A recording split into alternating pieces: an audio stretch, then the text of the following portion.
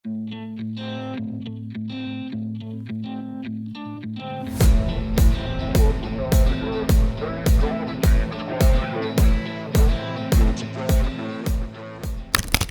42 বছর বয়সে প্রয়াত হয়েছেন কাটালাগা গার্লস শেফালি জারিওয়ালা। শেফালির হার্ট অ্যাটাক, আর সেই হার্ট অ্যাটাকের পিছনেই অ্যান্টি এজিং ট্রিটমেন্টের কথাই কিন্তু বেশিভাবে উঠে আসছে বা সামনে আসছে। আর জানিয়ে শুরু হয়েছে দেশ জুড়ে একেবারে জোরদার চর্চা। কানাঘুষো শোনা যাচ্ছে হৃদরোগ নয়, অ্যান্টি এজিং বা বার্ধক্যরোধক চিকিৎসা করাচ্ছিলেন অভিনেত্রী, আর তার ফলেই এই আকস্মিক মৃত্যু হয়েছে তার। सोच भी नहीं सकते थे कि ऐसा होगा। अरे मोबाइल किसका है? जो साल में 2-3 बार मेरे को बहुत एकदम सुबह से लेके शाम तक जो फोन बजते थे, एक तो रक्षाबंधन के टाइम, गणपति बापा के टाइम, और एक भाऊबीज के टाइम। बस अभी मोबाइल में तो नाम है उसका, फोन नहीं बजेगा। इतनी कम उम्र में किसी का निधन होना एक अच्छी एक्ट्रेस, एक अच्छी इंसान, इंडस्ट्री के लिए बहुत बड़ा शौक है। इंडस्ट्री सत्ते में है। एक ऐसी एक्ट्रेस जिसने खुद अपने बलबूते पे, अपने टर्म्स एंड कंडीशंस पे अपनी जिंदगी बनाई, और आज तक शी वॉज वेरी पॉपुलर, बहुत ही रिस्पेक्टेड एक्ट्रेस हमारी इंडस्ट्री की।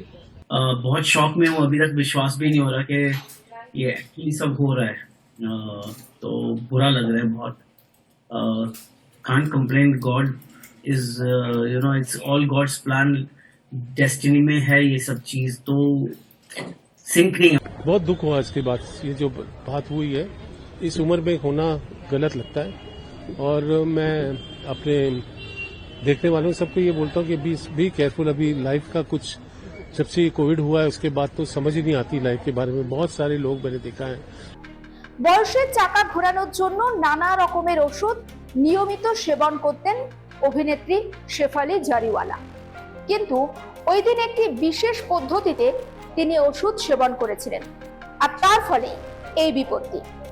অভিনেত্রীর বান্ধবী পূজা ঘাইয়ের মন্তব্যেও ঠিক এমন কথাটাই ধরা পড়েছে। সম্প্রতি একটি সাক্ষাৎকারে পূজা জানিয়েছেন একসময় তিনিও পেশায় অভিনেত্রী ছিলেন, বর্তমানে তিনি দুবাইতে থাকেন, কিন্তু শেফালির সঙ্গে তার সেই বন্ধুত্বটা রয়ে গিয়েছে। পূজা জানান, ভিটামিন সি অনেকেই নেন, দুবাইতেও রাস্তার ধারে স্যালোতেও এই ওষুধ পাওয়া যায়, এতে অস্বাভাবিক কিছু নয়। আর শেফালি বর্তমানে যে পেশার সঙ্গে জড়িত ছিলেন সেখানে তো ওকে সুন্দর দেখতে লাগতেই হবে। এরপরে পূজা জানাচ্ছেন যে শেফালি হয়তো আইভি ড্রিপের মাধ্যমে এই ওষুধ নিয়েছিলেন, আর সেজন্যই এই অঘটনটা ঘটে গিয়েছে। ভিটামিন সি যে কেউ ওষুধ হিসাবে, আবার কখনো বা শিরার মধ্যে আইভি ড্রিপের মাধ্যমে নিতে পারেন। শেফালি শিরার মধ্যে এই ওষুধ ইনজেক্ট করেছিলেন। এবার আপনাদের এক নজরে দেখাবো কি এই আইভি ড্রিপ। ত্বকের ঔজ্জ্বল্য ধরে রাখতে আইভি বিউটি ড্রিপ নামক থেরাপি ব্যবহার করা হয়।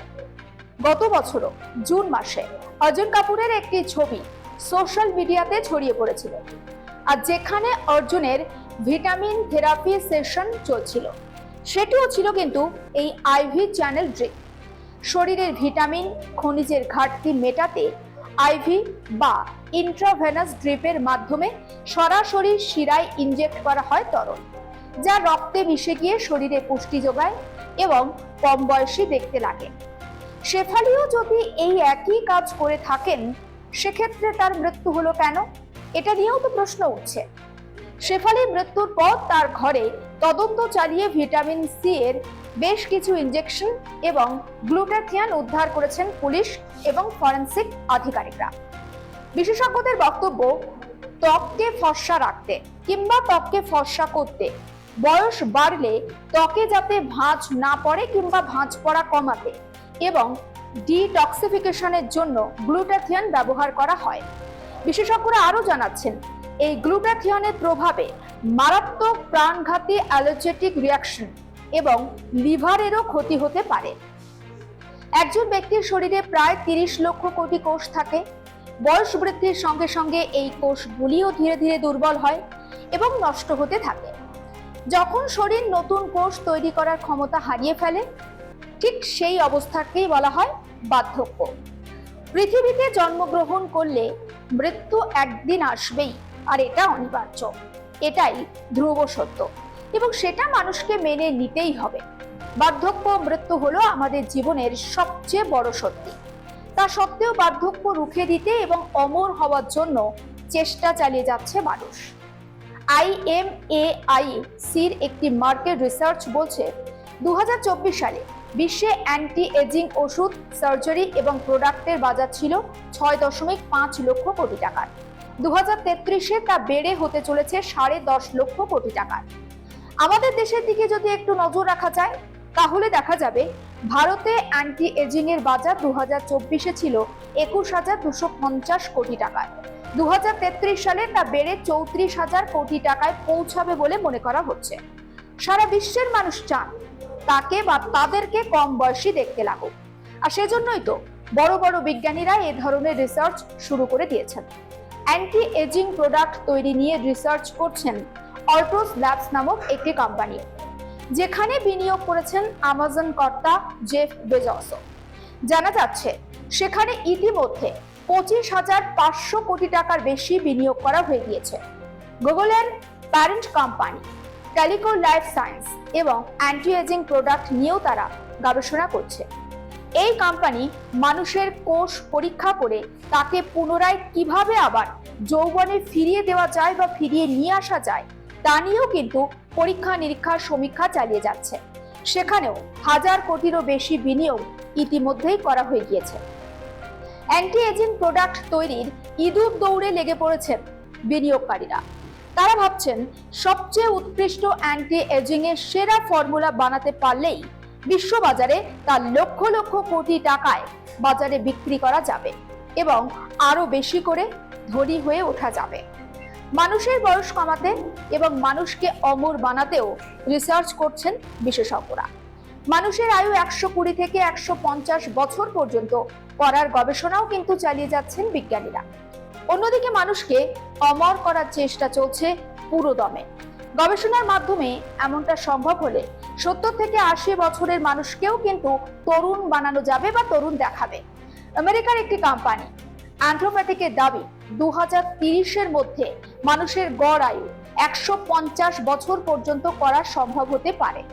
2032 সালে এআই এর মাধ্যমে পোকার আদলে ছোট ছোট সূক্ষ্ম রোবট বানানো হবে, যা মানব দেহের নষ্ট হয়ে যাওয়া কোষকেও পুনরায় উজ্জীবিত করে তুলবে বা উজ্জীবিত করে তুলতে সক্ষম হবে। ফলে কোষগুলির আর মৃত্যু হবে না এবং দীর্ঘ সময় পর্যন্ত অল্প বয়সী দেখাবে মানুষকে। অ্যান্টি এজিং প্রোডাক্ট বা বয়সকে আটকে রাখার চেষ্টা নতুন নয়, হাজার হাজার বছর ধরে এমনটা হয়ে আসছে। কথিত আছে প্রায় 2000 বছর আগে চীনে এক রাজা ছিলেন। একটি পানীয় সেবন করতেন সেই রাজা, যাতে পারা মিশ্রিত ছিল। দীর্ঘদিন ধরে পারা মিশ্রিত পানীয় পান করে মাত্র 49 বছর বয়সে মৃত্যু হয়েছিল সেই রাজার। হলিউডের পপ সিঙ্গার মাইকেল জ্যাকসন 85 লক্ষ টাকা খরচ করে একটি অক্সিজেনের চেম্বার বানিয়েছিলেন। সেই চেম্বারেই তিনি ঘুমাতে যেতেন। কি ধারণা ছিল? সেখানে থাকলে 150 বছর বাঁচবেন বলে মনে করেছিলেন মাইকেল জ্যাকসন। যদিও মাত্র 50 বছর বয়সেই মৃত্যুর কোলে ঢলে পড়েন তিনি। অনেক হলিউড কিংবা বলিউড অভিনেতা অভিনেত্রীরা রয়েছেন যারা মনে করেন বয়স হলে কাজের বাজারে তারা পিছিয়ে পড়বেন। তারা ভাবেন বয়স্ক দেখতে লাগলে তিনি হয়তো আর কাজ পাবেন না, তাই সুন্দর দেখতে লাগার জন্য কার্যত ইঁদুর দৌড় শুরু করেছেন প্রত্যেকেই। বয়সের চাকা ঘোরাতে অ্যান্টি এজিং প্রোডাক্টের যথেষ্ট ব্যবহার করছেন তারা। আমেরিকার এক বিশাল উদ্যোগপতি ব্রায়ান জনসন প্রতি বছর অন্তত 17 কোটি টাকা তিনি খরচ করেন। প্রত্যেক দিন 40টি করে সাপ্লিমেন্ট নিচ্ছিলেন তিনি। ব্রায়ানের খাওয়া দাওয়া থেকে ঘুমাতে যাওয়া পর্যন্ত সবটাই পর্যবেক্ষণে রাখছিলেন 30 জন চিকিৎসকের একটি দল। ব্রায়ানের চিকিৎসকেরা বলছেন বা তারা জানাচ্ছেন ব্রায়ানের ফুসফুস 18 বছরের এবং হার্ট 37 বছরের মানুষের মতো।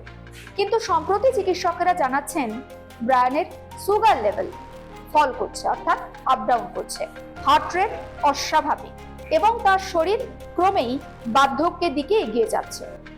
আমেরিকার এক প্রফেসর ডেভিড ফারম্যান।